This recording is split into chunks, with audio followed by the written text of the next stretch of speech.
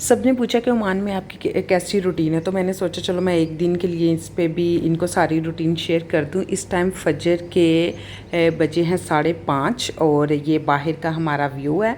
तो अभी दिन चढ़ रहा है ऑलमोस्ट, तो फजर की नमाज़ के टाइम है। तो हमने क्या करना होता है, सुबह सुबह उठ के जल्दी से पहले नमाज़ पढ़नी होती है एज़ यूजुअल टू मुस्लिम जैसे ऑफ़र करते हैं। उसके बाद मुझे अपने हस्बैंड के लिए ब्रेकफास्ट तैयार करना होता है, एक अच्छा सा ब्रेकफास्ट। ऑब्वियसली आपका दिन बड़ा अच्छा खुशगवार और हैप्पी मूड में रहता है और मेरी कोशिश होती है कि मैं उन्हें एक अच्छा सा ब्रेकफास्ट बना के दूँ।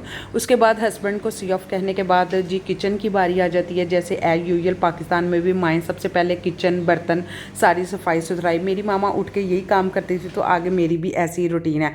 तो कुछ बर्तन वगैरह गंदे हुए होते हैं और उसके अलावा कोई सेटिंग वगैरह नहीं हुई होती, बर्तन वगैरह साफ़ कर लेती हूँ। कुछ नाश्ते के होते हैं, वैसे तो रात को मैं बर्तन धो के ही सो जाती हूँ, लेकिन सम टाइम ये कि आप सुबह उठ के जब नाश्ता बनाती हुई सारा कुछ, तो बर्तन साथ साथ गंदे ही होते हैं। मेरे तो बर्तन कभी ख़त्म ही नहीं होने पे आते, मज़ीद गंदे से गंदे ही होते हैं। ऐसे जैसे सिंक हर टाइम मेरी तरफ देख के सीटियाँ बजाता रहता है। जो खैर करना तो आपने खुद ही होता है। यहाँ हमें सारी रूटीन अकेले ही करनी पड़ती है, सारे काम। इवन के पाकिस्तान में सिस्टर्स और मदर्स के साथ काम बांटे जाते थे, लेकिन यहाँ बिल्कुल ऐसा नहीं है। ईच एंड एवरीथिंग आपको ही करना है। उसके साथ साथ अपना किचन का, कुकिंग का और सारी मेंटेनेंस, ये सारी चीज़ें आपको खुद देखनी होती है, क्योंकि वर्किंग डेज़ में आपके हस्बैंड काम पे होते हैं और आपको ये सारा कुछ मैनेज करना होता है। उसके साथ साथ आपको अपने बेबी को भी देखना होता है, जो कि बड़ा टास्क होता है। ले जी किचन तो मेरा हो गया बिल्कुल नीट एंड क्लीन, साफ़ सुथरा हो गया। और ये सबसे खुशी की बात होती है किसी भी औरत के लिए कि भाई उसका किचन खूबसूरत और साफ़ सुथरा होना चाहिए, ताकि उसे एंटर होते थोड़ी खुशी हो। ये ना हो कि पहले उसे कपड़ा पकड़ना है और उसके बाद डिश वॉशर पकड़ना है और पहले इसकी क्लीननेस करनी है और उसके बाद आप कुछ कर सकते हो।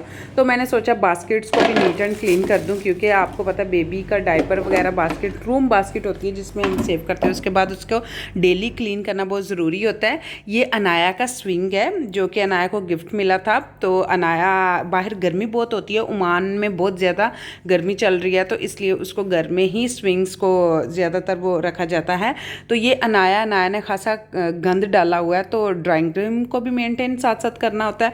ड्राइंग रूम में ज़्यादा टाइम अनाया का गुजरता है, क्योंकि उसको कोको मेलन बहुत ज़्यादा पसंद है, तो वो सारा दिन यहीं पर कोको मेलन खेल रही होती है। तो इसके साथ साथ क्या होता है कि मम्मी को सारी रूटीन अपनी मेंटेन करनी पड़ती है। बच्चा जहाँ जहाँ भी गंद डाले आपको भी उठाना पड़ता है। ये अनाया ने सारा यहाँ पे बिखेरा हुआ था, इसको मेंटेन करना बहुत ज़रूरी था। तो इस टाइम अनाया का है फ्रूट टाइम, ऑलमोस्ट ये 10-11 बजे का टाइम है। तो अनाया को फ्रूट्स बहुत पसंद है, बड़े शौक से खाती है, तो मैंने उसके लिए कट किए थे कुछ स्लाइसिस में। तो अब मैं इसको दे दूँगी, तो ये आराम से मज़े से बैठ के अपने फ्रूट्स को एंजॉय करेगी। तो मदर को थोड़ा टाइम मिल जाता है कि वो किसी और साइड पे जाके अपना कोई काम या रहता हुआ जो मैनेज कर ले। तो इसको मैनेज करने के बाद मेरी ये कोशिश थी कि फिर भी यार इतनी चीज़ें उठाओ, फिर भी कोई ना कोई चीज़ बाद में रह ही जाती है। तो मेरे भी यही हाल होता है, एक इधर से उठाओ एक उधर से, तो कोई ना कोई चीज़ ऐसी होती है जो मुझे कह रही होती है कि मैं अपनी जगह पे नहीं हूँ, मुझे भी उठा लो, मुझे भी उठा लो। तो ड्राइंग रूम तो हो गया मेरा नीट क्लीन। तो अब ज़रा घर की तरफ बढ़ते हैं। तो घर का दूसरा काम देखती हूँ मैं। ये है शू रैक, जिसमें हमने घर से एंटर होते ही अपने जूते पहले सेव करने होते हैं, यहाँ पर रखने होते हैं। तो इसको भी मेनटेन करना होता है भाई बड़े अच्छे तरीके से। तो जो आपने जूते यूज़ करने नहीं होते उसको इसमें आप रख देते हो, जो अपने घर में रफ़ जूता यूज़ करना होता है वो आप कर लेते हो। तो इसको भी मेंटेन करके पहले रख के इसको बड़ी अच्छी तरह से जिप आउट करना पड़ता है। तो ये है हमारा शू रैक जो हम घर में, जबकि पाकिस्तान में ऐसा नहीं है कसम से। अगर पाकिस्तान में ये सारा कुछ हो ना, तो पाकिस्तान के घरों में इतनी सफाई ना चले। तो मैंने सोचा कि चलो पहले सबसे पहले फ़र्श को नीट एंड क्लीन कर लेते हैं। पाकिस्तान में मांझा ज़ोर ज़ोर से मारा जाता है, ऐसा नहीं है यहाँ पे। इतनी जब आप अपनी जूतों को एंटर होते शू रैक में रख देते हो, तो फिर आपके घर में इतनी डस्ट और गंदगी नहीं होती और बहुत घर नीट एंड क्लीन होते हैं। ऐसे थोड़ा थोड़ा ही कोई चीज़ अगर गिरी होती है तो वो आपने मैट वगैरह साफ़ करने होते हैं। इन चीज़ों को सबको देखना होता है। ये सारी रूटीन वैसी ही है जैसे पाकिस्तान में, लेकिन यहाँ पे थोड़ा सा काम करने का तरीका तरीका चेंज है हमारे यहाँ पे। पाकिस्तान में हमें लगता है कि हम बस काम इतना उसको हाइपर किया जाता है, जैसे पाकिस्तान में इतना इतना पानी ज़ाया किया जाता है, इधर ओमान में ऐसा कुछ भी नहीं है।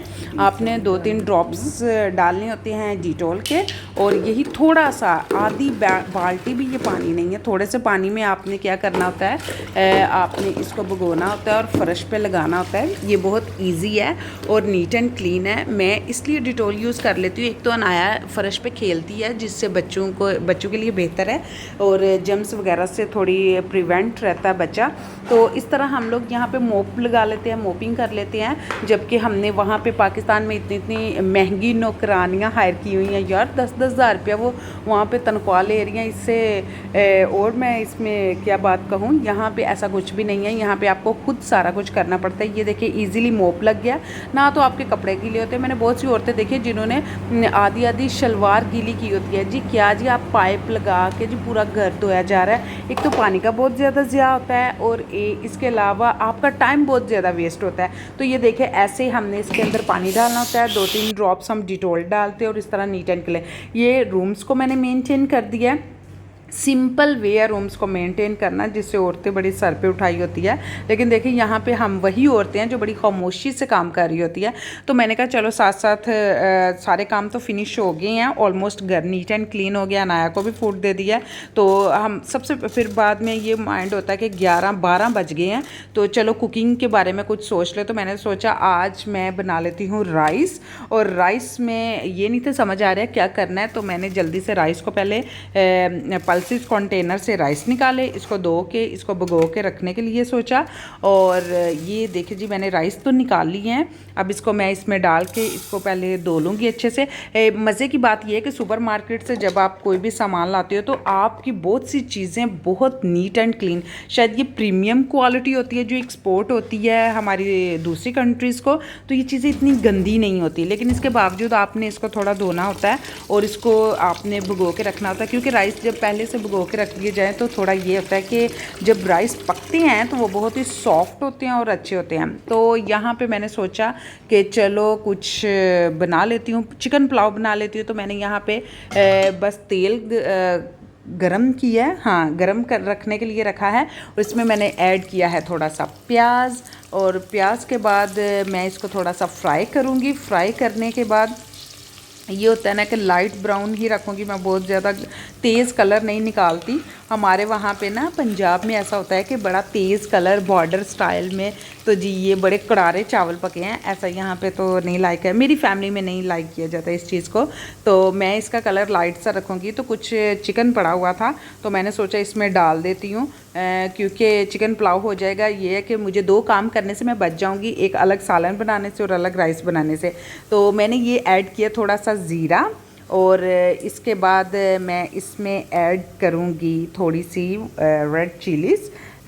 यहाँ पे मैं वैसे पाकिस्तान से बहुत सी ये चीज़ें पिसवा के ले आती हूँ। जब मैं लास्ट टाइम पाकिस्तान गई थी तो मैं वहाँ से हल्दी और सुरख मिर्चें पिसवा के लेके आई थी। थोड़ी मुझे लगता है कि जब पाकिस्तान से मैं चीज़ लेके आती हूँ खुद से ख़रीद के और उसको वो पिसवाती हूँ, तो मुझे लगता है कि ये ज़्यादा ऑर्गेनिक है as compared to the super markets में जो पैक की हुई पैकेट्स होते हैं उससे। तो ये था, कुछ चिकन था बचा हुआ, तो मैंने इनको राइस में इसलिए डाल दिया, जिससे चिकन पुलाव मैंने बना लिया। मैं बस रोज़ाना यही सोच होती है आज क्या पकाऊँ। ये बहुत टास्किंग काम होता है कि आज क्या पकाना है, आज क्या पकाना है, आज कौन सा मेन्यू रखूँ, कौन सा काम ये अच्छा होगा या कौन सा शौक से खा लेंगे। ये कुछ टोमेटोज़ थे जो मैंने ऐड किए हैं इसके अंदर, तो इससे ये है कि थोड़ा थिकनेस हो जाती है, ग्रेवी मज़े की होती है, तो उसमें चावल भी अच्छे पकते हैं। देखो अगर आप मिर्च मसाला चीज़ें सही से नहीं डालोगे तो खाना भी अच्छा नहीं पकेगा। और अगर समटाइम ना हम क्या होती हैं किचन की औरतें ना थोड़ी सी चवली मारती है इन चीज़ों में, जिसकी वजह से चलो वो हम चवली तो मार लेती हैं लेकिन चीज़ नहीं अच्छी पकती। ये मैं आपको ये बता दूं, थोड़ी सी चीज़ को अच्छा बनाने के लिए आपको उसके कंप्लीट इंग्रेडिएंट्स जब आप यूज़ करते हो तो और भी ज़्यादा स्पाइसी और मज़े की होती है। यही वजह कि रेस्टोरेंट वाले ये चीज़ों का ख्याल रखते हैं और हम उनकी तरफ खींचे चले जाते हैं, जबकि उनसे मच बेटर काम आप अपने घर में कर सकते हो, क्योंकि औरतों को ये सारे ट्रिक्स आते हैं। तो इसके बाद मैंने कुछ वेजिटेबल्स काट ली थी, और ये कसम से ये ऐसी सब्जियां थी जो पड़ी पड़ी फ्रिज में कह रही थी कि टच मी, मैंने इनको ज़रा भी टच नहीं था किया हुआ। तो ये एक गोभी का फूल पड़ा हुआ था, कुछ कैरेट्स थी, तो मैंने इसको भी धो के अंदर डाल लिया। तो अब मैंने सोचा चलो पुलाव तो चिकन पुलाव तो होगा, तो उसके साथ मैं ना छोटी छोटी कैरेट्स कट करके, कुछ क्यूकम्बर कट करके ना साथ रायता बना लेती हूँ। अनाया के पापा को रायता बहुत पसंद है चावलों के साथ, वो तो हर हाल में मुझसे मांगेंगे।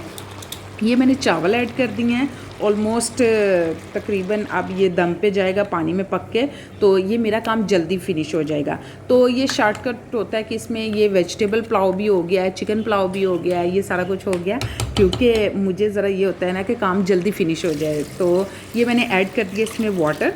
तो वाटर ऐड करने के बाद अब इसको हम ढाँप देंगे। उसके बाद आपको जैसे पता है चावल वगैरह पकते हैं, तो मेरी भी कोशिश थी कि ये जल्दी जल्दी पक जाए, क्योंकि मुझे ये होता है कि इस काम से मैं फारिग होके किचन के अलावा फिर दूसरे काम देख लिए जाते हैं। तो ये मैंने कटिंग कर ली है कुछ वेजिटेबल्स की, तो इसमें ये क्यूकम्बर है, कैरेट्स है, तो फिर मैंने ये कुछ योगर्ट डाल के इसको मैंने थोड़ा सा फेंट लिया है। इसमें अब मैं ऐड करूँगी क्यूकम्बर और कैरेट, क्योंकि ये बहुत मज़े की होती है, कुछ गर्मियाँ चल रही हैं, और इस तरह का जब आप रायता बनाते हो तो बड़ा रिफ़्रेशिंग मूड होता है यार, मज़ा आता है मुझे खाने में। राइस में मुझे ऐसा रायता मिला के खाने में बहुत मज़ा है। ये है जी हमारा रायता, जो कि अब हो चुका है एकदम रेडी, और ऑलमोस्ट यहाँ पे चावल भी तकरीबन पानी ड्राई होने वाला है, खुश्क होने वाला है, और ये पकने के करीब करीब है अल्हम्दुलिल्लाह। ये मैंने जल्दी से, कुछ मैंने बीच में से स्किप किया क्योंकि जल्दी हो जाए काम। तो ये हमारा चिकन पुलाव प्लस वेजिटेबल ये रेडी है।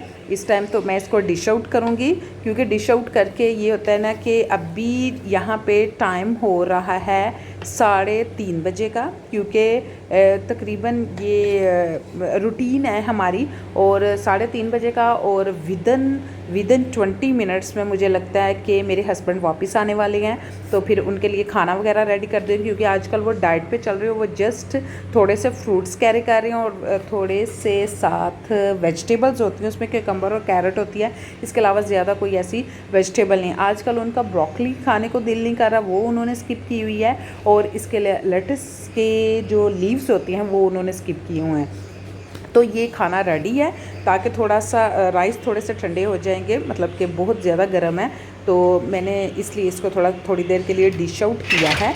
तो ये देखो मेरा यमी यमी पुलाव, आप लोग को देखे ज़रा मुंह में पानी आ रहा होगा, और क्योंकि मेरे साथ तो ऐसा ही होता है, मैं किसी की भी डिश देखती हूँ तो मेरे मुंह में पानी आने लग पड़ता है। तो ये है रेडी हो गया यार। मुझे पकाने से मुझे खाने का तब मज़ा आता है जब मुझे कोई पका के दे खुद नहीं। अच्छा, ये बज रहे हैं शाम के इस टाइम 6:30। तो ये हमारी रूटीन है कि अनाया थक गई होती है, तो इसको हमने थोड़ी देर के लिए बाहर भी लेके जाना होता है। हमारे घर से जस्ट 5 मिनट के डिस्टेंस पे पार्क है, तो ये मैं लेके उसको जा रही हूँ पार्क में, क्योंकि बच्ची खुश होती है, बड़ा अच्छा फील करती है, इंजॉय, क्योंकि यहाँ पे एसीयू में हर टाइम बच्चे रहे तो वो थक जाते हैं, उन्हें कोई ना कोई एक्टिविटी चाहिए होती है, थोड़ा सा उनको माइंड फ्रेश होने के लिए उन्हें कोई ऐसा इन्वायरमेंट चाहिए होता है। तो मैं थोड़ी देर के लिए अनाया को ले जाती हूँ पार्क में, तो ये बड़ी खुश होती है मेरे साथ जाके।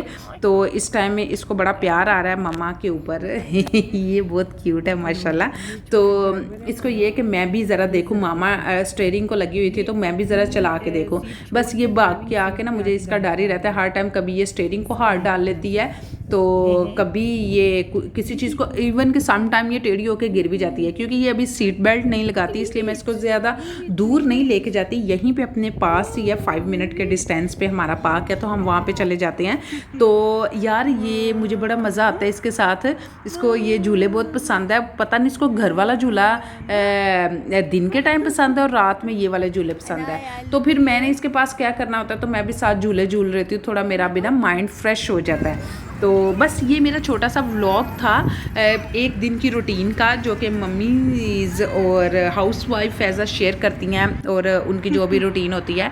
तो आप लोग को मेरी रूटीन कैसी लगी मुझे कमेंट सेक्शन में बताइएगा, और आप लोग कहाँ से मेरी ये देख रहे हो मेरा व्लॉग, और मुझे ज़रूर बताइएगा। आप